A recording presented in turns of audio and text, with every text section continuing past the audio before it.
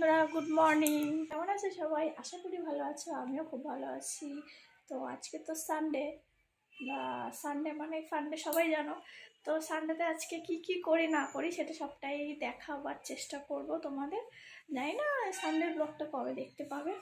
তো দেখি আজকে কি কি করা যায়।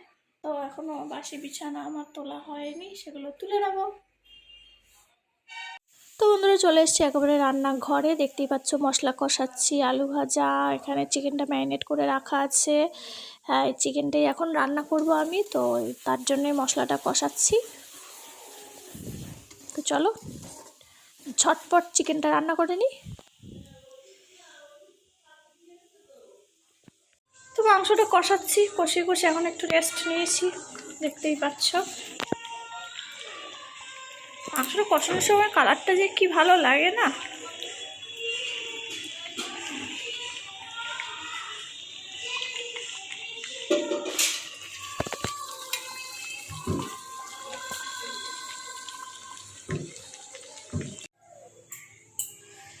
তো আমার চিকেন রেডি।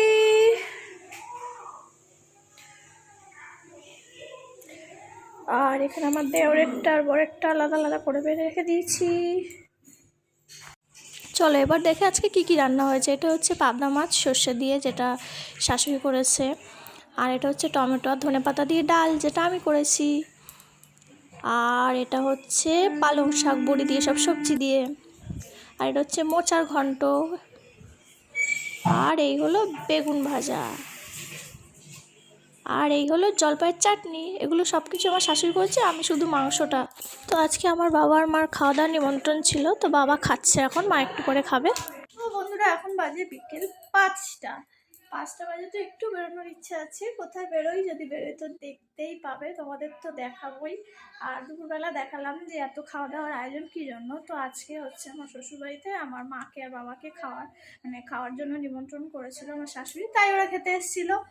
তো ওই জন্যে খাওয়ার আয়োজন ছিল। রেডি, দেখো ফোন দিয়ে দেখা যাচ্ছে।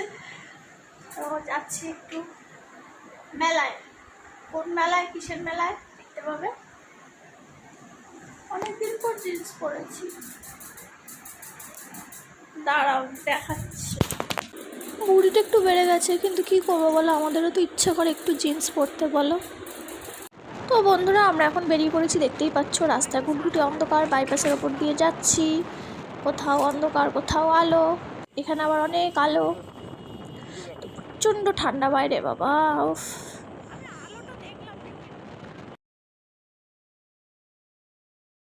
তো চলে এসেছি রাস্তায়, খুব জ্যাম, দেখতেই পাচ্ছ। অনেকক্ষণ ধরে আমরা জ্যামে দাঁড়িয়ে আছি। লাইটগুলো দাও কি সুন্দর লাগছে, লম্বা লম্বা। এই দেখো, দেখছো, ভিডিও করছিলাম আর দেখছি এখানে মারামারি হচ্ছে, দেখো অবস্থা। আমরা জ্যামে দাঁড়িয়ে আছি আর ওরা মারামারি করছে। আমরা মেলায় চলে এসেছি, তো একটু গাড়িটা পার্কিং করে মেলায় আবার ঢুকে পড়বো। তো এবার বলি আমরা কোন মেলায় এসেছি। আমরা এসেছি বারুইপুরের রাসমেলায়। রাসমেলায় আমি কোনোদিনও আসিনি ছোট থেকে, এই আমার জীবনের প্রথম এই এলাম বারুইপুরের রাসমেলায়। আমাদের বাড়ির কাছে, কিন্তু আমাদেরই কোনোদিন আসা হয়নি। তো বন্ধুরা, দেখতেই পাচ্ছ কত খাবারের দোকান, জিলিপির দোকান সব। তো সাইডেই বসে, তো আমি দু সাইড কীভাবে দেখাই, লোক প্রচণ্ড ভিড়, ওই জন্য এক সাইডেই দেখাতাম চেষ্টা করছি।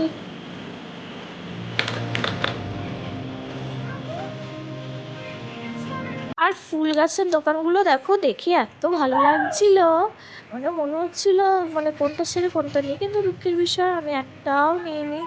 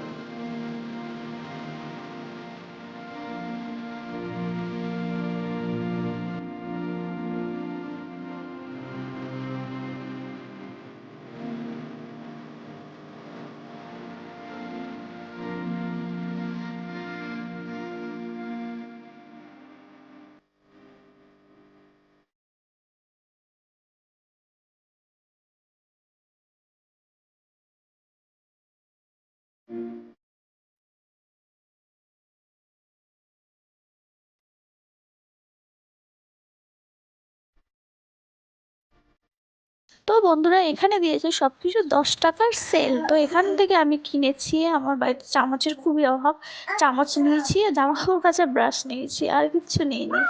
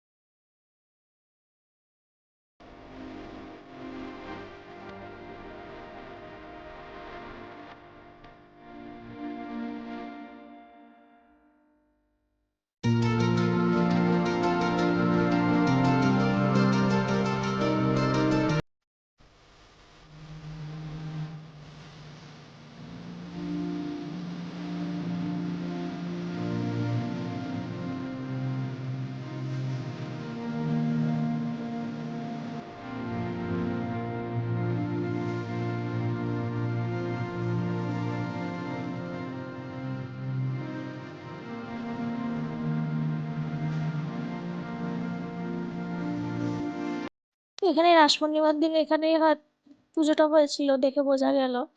ঠাকুর তো নেই, শুধু মণ্ডপটা আছে।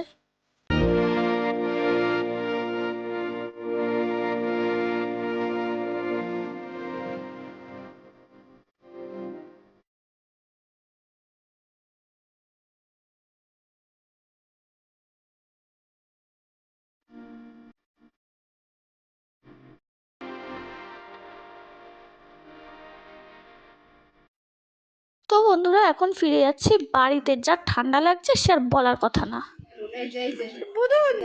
ট্রেন এসেছে, ট্রেন গাড়ি ঝামাঝম, বিশিলে আলুর দম। তো বন্ধুরা মেলা থেকে কি কি খাবার কিনেছি দেখে নাও। বাদাম ঝুরি ভাজা মেশানো এটা কিনেছি, ছোট্ট ছোট্ট গজা কিনেছি, আর কিনেছি হচ্ছে মালপোয়া। দাঁড়াও দেখাচ্ছি,